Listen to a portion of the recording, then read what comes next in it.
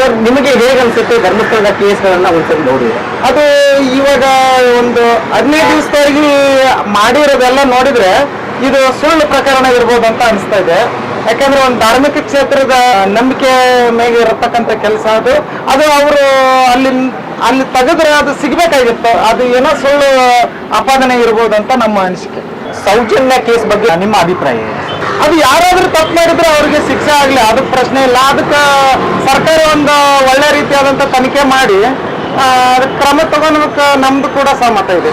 ಅದ್ರ ಜೊತೆ ಈಗ SIT ತನಿಖೆಯನ್ನ ಸರ್ಕಾರ ವಹಿಸಿದೆ. ಆ SIT ತನಿಖೆ ನಿಮ್ಮ ಪ್ರಕಾರ ಪಾರದರ್ಶಕವಾಗಿ ಆಗ್ತಾ ಇದೆಯಾ?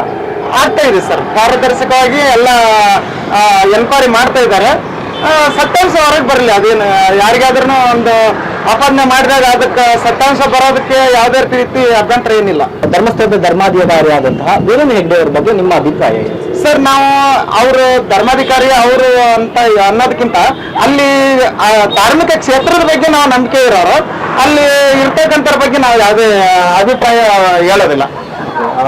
ಇದ್ರ ಜೊತೆಗೆ ಈಗ ಹೊಸ ವ್ಯಕ್ತಿ ಬಂದಿದ್ರು, ಅವರು ಮುಸುಕುದಾರಿ ಭೀಮಾ ಅನ್ನೋರು ಬಂದಿದ್ದಾರೆ. ಅವರನ್ನ ನೀವು ಗಮನಿಸಿದ ಹಾಗೆ ಈ ಕೇಸ್ಗೆ ತುಂಬಾ ದೊಡ್ಡ ಟ್ವಿಸ್ಟ್ ಕೊಟ್ಟಂತಹ ವ್ಯಕ್ತಿ ಅವರು.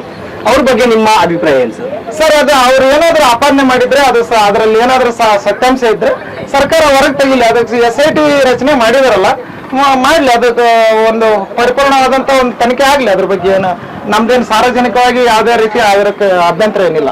ಧರ್ಮಸ್ಥಳದ ಒಟ್ಟು ಸ್ಥಿತಿಯನ್ನ ನೀವು ಯಾವ ರೀತಿಯಾಗಿ ನೋಡೋದಕ್ಕೆ ಗಮನಿಸ್ತೀರಾ? ಸರ್, ಅದು ಯಾವುದೇ ಕ್ಷೇತ್ರ ಆಗಿರ್ಲಿ, ಅಲ್ಲಿ ಏನಾದ್ರೂ ಆಪಾದನೆ ಮಾಡಿದವ್ರದ್ದು ಏನೋ ಸತ್ಯಾಂಶ ಇದ್ರೆ ಹೊರಗೆ ಬರಲಿ ಅಂತಾನೆ ನಾವು ಅದ್ರ ಬಗ್ಗೆ ಕಾಯ್ತಾ ಇದ್ದೀವಿ.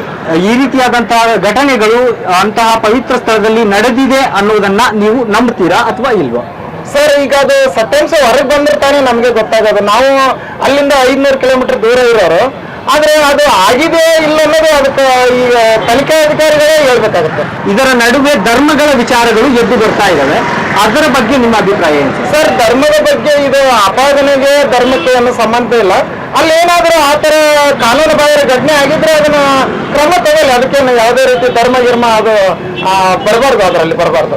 ನಮ್ಮ ವಿಜಯವಾಹಿನಿ ನ್ಯೂಸ್ ಚಾನೆಲ್ನಲ್ಲಿ ಪ್ರಮೋಷನ್, ಜಾಹೀರಾತು, ಅಡ್ವರ್ಟೈಸ್ಮೆಂಟ್ ನೀಡಲು ಸಂಪರ್ಕಿಸಿ 9535808456.